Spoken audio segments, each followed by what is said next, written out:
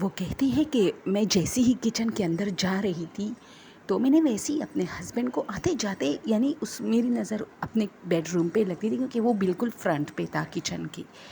تو کوئی بچہ جو ہے میرے بچوں میں سے کوئی بچہ جس کا مجھے صرف یعنی اب دیکھو میرا ہسبینڈ بیڈ میں ہے اور اس کا جو کمر کی جو سائڈ ہے وہ میری طرف ہے, اس کا منہ کھڑکی کی طرف ہے, وہ اپنے موبائل میں لگا ہے اور میرے بچوں میں سے کوئی بچہ جا کے اس سے کچھ بات کر رہا ہے, لیکن مجھے بچے کا سر نظر آ رہا ہے, اس کا بھی فیس نظر نہیں آ رہا.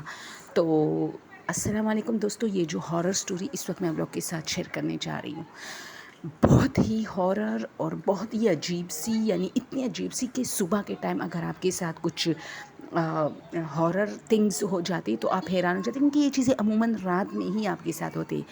تو ہماری ایک فرینڈ ہے جس کی حال ہی میں شادی ہوئی, اور حال ہی میں تو کیا اس کے 2-3 بچے بھی ہیں, لیکن اس کی حال ہی میں مجھ سے رابطہ ہوا ہے. تو مجھے کہہ رہی تھی کہ آپ کا چینل ہے, تو میں نے کہا آپ کو کیسے پتہ چلا, کہ وہ دبئی میں رہتی ہے. تو اس نے کہا کہ اچھا شادی کے بعد اس سے میرا جو کانٹیکٹ تھا وہ ختم ہو چکا تھا, کیونکہ ظاہر سی بات ہے ان کی لائف ایسی شروع ہو گئی پھر کہ ہسبینڈ کو یا تو اچھا لگتا ہے کہ اس کی بیوی کسی سے بات کرے, مطلب فرینڈس وغیرہ سے پاسٹ میں جو ان کی تھی.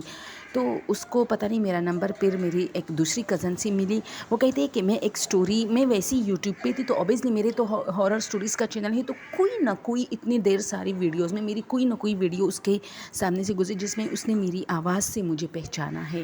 تو اس نے پھر میری ایک کزن تھی جس سے اس کا مطلب ہائے ہیلو اس لیے تھا کیونکہ میری جو کزن ہے نا وہ اس کے ہسبینڈ کی سائڈ سے کچھ لگتی ہے. تو اس نے کہا کہ مجھے کافی وہ تھا کہ یار یہ تو تم ہو, لیکن خیر میں نے کچھ نہیں کہا. اور میں نے جس بھی فنکشن میں جاتی تھی تو میں اپنے اس کزن, میری جو کزن تھی اس کو ڈھونڈنے لگتی تھی کہ اس سے رابطہ ہو جائے کہ کہیں اس کا نمبر دے دے. تو جب اس سے رابطہ ہوا تو اس نے کہا کہ ہاں اس کا تو چینل ہے, تو پھر انہوں نے نمبر لیا اور مجھ سے رابطہ کیا دوستو. تو اس طرح اس نے مجھے کہا کہ میں دبئی میں رہتی ہوں ایک فلیٹ میں. تو یہ ہوا کہ ایک مرتبہ صبح میں اپنے ہسبینڈ کے لیے ناشتہ تیار کر رہی تھی, اس کو آفس جانا تھا. تو جب میں کچن میں جاتی تھی پھر کمرے میں جاتی, مجھے تو کام مطلب عورتوں کو تو کام ہوتا ہے, ہمارا فریج جو ہے وہ برآمدے میں تھا اور کچن جو ہے وہ ایک سائڈ پہ, کیونکہ چھوٹے کچن ہوتے ہیں تو اس میں فریج نہیں کور ہوتا تھا, تو میں نے وہ برآمدے میں رکھا تھا. اب جب میں برآمدے میں فریج سے کبھی دودھ کبھی آٹا کبھی کچھ لا رہی تھی, تو میں نے دیکھا جو بیڈ روم میں بالکل کچن کے فرنٹ میں تھا, آتے جاتے میری نظر اپنے بیڈ پر پڑتی تھی جس میں میرے ہسبینڈ اپنے موبائل میں لگے ہوئے تھے. اور جب میرے ہسبینڈ اٹھتے ہی تو میرا جو چھوٹا بیٹا ہے وہ اکثر جا کے اس کو کہتا ہے کہ مجھے شاپ لے کے چلو, مجھے یہ لے کے دو, مجھے وہ خرید کے دو, اس طرح بسکٹ وغیرہ. تو میں نے کہا کہ چلو اس کی فرمائشیں پھر شروع ہے. تو وہ وہاں کھڑا تھا, لیکن اب مجھے سمجھ نہیں آ رہا کیونکہ میرے 2 بچے ٹوینز ہیں, ایک بیٹا ایک بیٹی, تو دونوں کے بال وغیرہ ہم نے چھوٹے رکھے, تو مجھے پتہ نہیں چل رہا تھا کہ یہ میرا بیٹا ہے یا بیٹی ہے. لیکن میرے ہسبینڈ سے وہ اس طرح بات کر رہے تھے اور میرے ہسبینڈ موبائل میں لگا ہوا تھا. مجھے بچے کی آواز تو سنائی دے رہی تھی لیکن یہ پتہ نہیں چل رہا تھا کہ کون ہے. تو واپس جب میں ٹرے میں مطلب کپس وغیرہ سب کچھ رکھا, تو یہ ہوتا ہے کہ جب بھی ہم ناشتے کے لیے بیٹھ جاتے تو میرے بچے بہت تنگ کرتے, جو 2 ٹوینز ہیں, ساری چیزیں وہ دونوں ہاتھ میں لے لیتے, پراٹھا یا جو سلائس وغیرہ سب کچھ. تو میں نے کیا کیا کہ ان دونوں کے لیے بھی ایک سلائس رکھی. اب جب میں اندر آئی تو میرے ہسبینڈ واش روم میں تھے, واپس نکلے. تو میرے ہسبینڈ جیسے واش روم سے نکلے تو ناشتے کے لیے ہم بیٹھ گئے. تو میں نے کہا وہ دونوں کہاں ہیں؟ تو اس نے کہا کون؟ تو میں نے کہا ابھی جو مطلب آپ کے ساتھ جو ہے کڑا تھا, تو میرے 2 بچوں کے بارے میں نے پوچھا. تو اس نے کہا میرے پاس تو نہیں آیا کوئی بھی. میں نے کہا ابھی آپ موبائل میں اتنے بزی تھے, آپ کو شاید پتہ نہیں چلا وہ یہاں. تو اس نے کہا اچھا واقعی؟ تو میں نے کہا یہ کیا بات ہوئی؟ تو میں ان کے کمرے میں گئی تو دونوں اسی طرح سو رہے تھے جیسے میں نے سلایا تھا. جہاں میرے بچوں کا یہ کہ وہ اپنے بیڈ سے خود نہیں, وہ جو بیبی بیڈز ہوتے ہیں نا اس کے جنگلے ہوتے ہیں, تو یہ ان دونوں کو مجھے آواز دیتے تھے تو میں اس کو جو ہے اس سے اٹھاتی تھی. تو اب یہ ہے کہ میں حیران تھی کہ ہاں یہ تو ہے کہ وہ دونوں خود تو نہیں وہاں سے آ سکتے, تو کیسے آئے.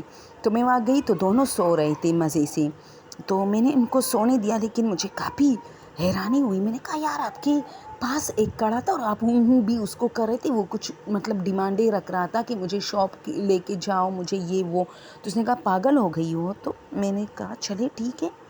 اب میرے ہسبینڈ آفس بھی گئے, بچے گہری نیند سو رہے اٹھے. کبھی کبھار ایسا ہوتا تھا کہ وہ زیادہ سوتے تھے, کبھی کبھار جلدی اٹھتے تھے.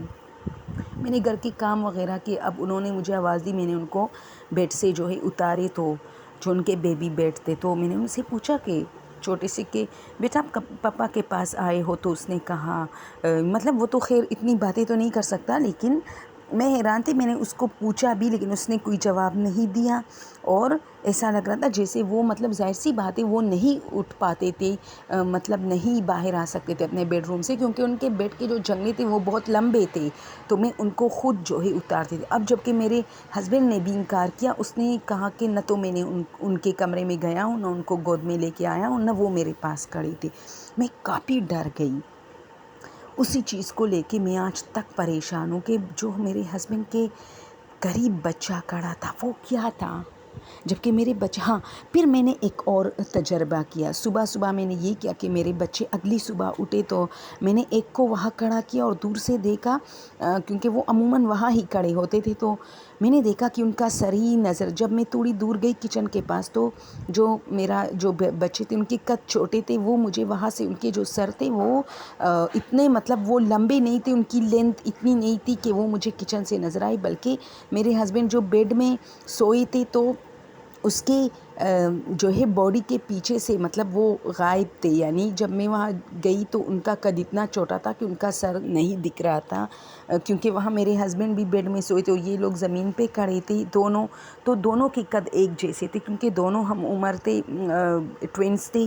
تو یہ ہوا کہ میں نے یہ تجربہ کیا. تو پھر وہ بچہ کون تھا جس کا سر مطلب وہ کافی لمبا بچہ تھا, اس کا سر مجھے نظر آ رہا تھا. تو یہ چیز مجھے آج تک پریشان کرتا ہے. اور اب اس دن کے بعد اکثر میرے ہسبینڈ بھی کہتے ہیں کہ رات کے ٹائم مجھے بچوں کے کمرے سے آوازیں آتی ہے جیسے یہ دونوں بھی آپس میں بات کریں. تو 2-3 مرتبہ تو میں گیا, لیکن میں نے دیکھا کہ یہ لوگ گہری نیند سو رہے تھے. اور یہ ہوتا ہے کہ ان کے جو کھلونے ہوتے وہ بکھرے پڑے تھے. تو میں نے اپنے ہسبینڈ کو باقاعدہ کہا کہ میں رات کو کھلونے ایسے بکھرے پڑے ہونے نہیں دیتی, کیونکہ میں ان کو اٹھا لیتی ہوں. تو یہ بھی ایک عجیب بات ہے. تو اس نے میرے ساتھ شیئر کیا. اگر آپ لوگ کو سٹوری پسند آئی ہو تو پلیز چینل کو سبسکرائب کیجیے.